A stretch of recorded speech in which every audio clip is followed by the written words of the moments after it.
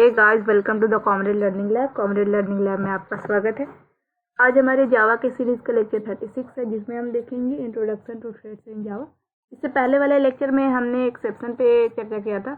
अगर आपने वो वीडियो नहीं देखा तो प्लीज जाके वो वीडियो देखें। आज का हमारा टॉपिक है इंट्रोडक्शन टू थ्रेड्स। तो चलिए हम समझते हैं थ्रेड्स क्या होता है। A thread is an independent path of execution within a program. कि हम इसे समझते हैं इस तरीके से कि थ्रेड जावा में एक तरह का प्रोग्रामिंग कंसेप्ट होता है। एक थ्रेड एक अलग से चलने वाला सीक्वेंस ऑफ इंस्ट्रक्शन होता है जो एक साथ मल्टीपल टास्क को परफॉर्म कर सकता है। ठीक है, थ्रेड का यूज करते हुए हम मल्टीपल टास्क को कंकरेंटली यानी कि एक साथ एग्जीक्यूट कर सकते हैं। थ्रेड की मदद से हम मल्टीटास्किंग अचीव कर सकते हैं, जैसे कि एक थ्रेड बैकग्राउंड में कुछ कैलकुलेशन कर रहा है और दूसरे थ्रेड यूजर इंटरफेस को अपडेट कर रहा हो। Many threads can run concurrently within a program, यानी कि हम एक से ज़्यादा भी थ्रेड एक प्रोग्राम में एक साथ चला सकते हैं। Multi threading refer to two or more task executing concurrently within a single program. ठीक है, यानी कि हम सिंगल प्रोग्राम में मल्टीपल थ्रेड बना के हम उसे एक साथ एग्जीक्यूट कर सकते हैं। ठीक है, इसका मतलब यही होता है थ्रेड का यूज़ करके हम कुछ इंपॉर्टेंट चीज़ अचीव कर सकते हैं। जैसे कि पहला है, कुछ इंपॉर्टेंट एडवांटेजेस है इसके। कंकरेंट एग्जीक्यूशन, यानी कि थ्रेड की मदद से हम मल्टीपल टास्क को एक साथ चला सकते हैं, जिससे हम मल्टीटास्किंग अचीव कर सकते हैं।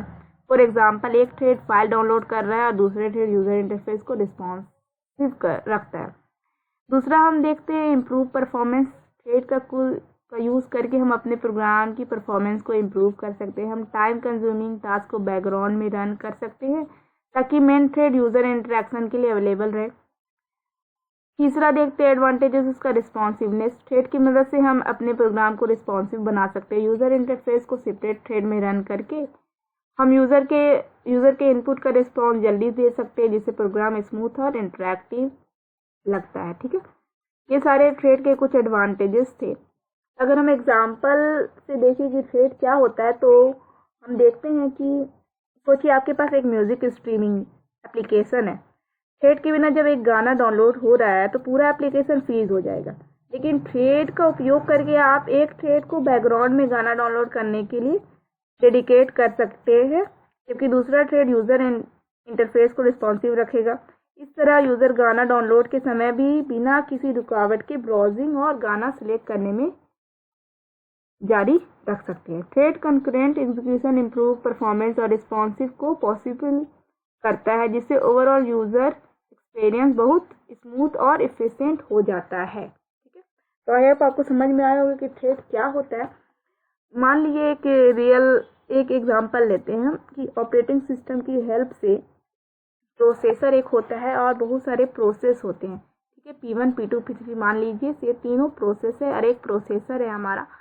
प्रोसेस में कुछ इंस्ट्रक्शन लिखा हुआ है और हमें एग्जीक्यूट कराना। तीनों प्रोसेस में कुछ इंस्ट्रक्शन लिखा हुआ है और हमें एग्जीक्यूट कराना। तो वो प्रोसेस और प्रोसेसर एक दूसरे से कनेक्ट होगा with the help of operating system. ठीक है, और ऑपरेटिंग सिस्टम क्या करेगा, एक प्रोसेस को कनेक्ट करेगा प्रोसेसर से, देन उसका कुछ इंस्ट्रक्शन एग्जीक्यूट कराएगा, फिर उसके कनेक्शन को हटाएगा, देन P2 से कनेक्ट करेगा, देन वो थोड़ा बहुत एग्जीक्यूट करेगा, फिर उसके कनेक्शन को हटाएगा, फिर P3 से। ऐसा ही थोड़ा थोड़ा टाइम सबको देगा, जो कि जितने भी प्रोसेस क्यू में है।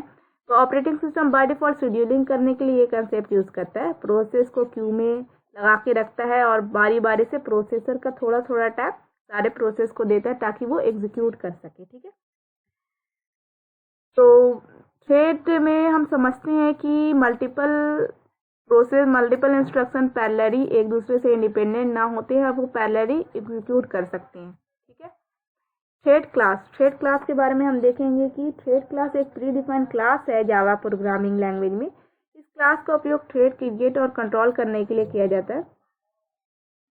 थ्रेड क्लास से हम नए थ्रेड क्रिएट कर सकते हैं और उन्हें स्टार्ट, सस्पेंड, रिज्यूम, स्टॉप या ज्वाइन कर सकते हैं। थ्रेड क्लास को एक्सटेंड करके हम अपने कस्टम थ्रेड क्लास बना सकते हैं, यानी कि ये हम अपने प्रोग्राम में देखेंगे कि कस्टम थ्रेड कैसे बनते हैं। यानी कि इतना समझ लीजिए, every thread in Java is created and control by the java.lang.thread class. ये एक प्री डिफाइंड क्लास है। अगर हमें जावा में थ्रेड ऑब्जेक्ट क्रिएट करना है तो हमें थ्रेड क्लास का उपयोग करना पड़ेगा। ये प्री डिफाइंड क्लास है जावा प्रोग्रामिंग लैंग्वेज में।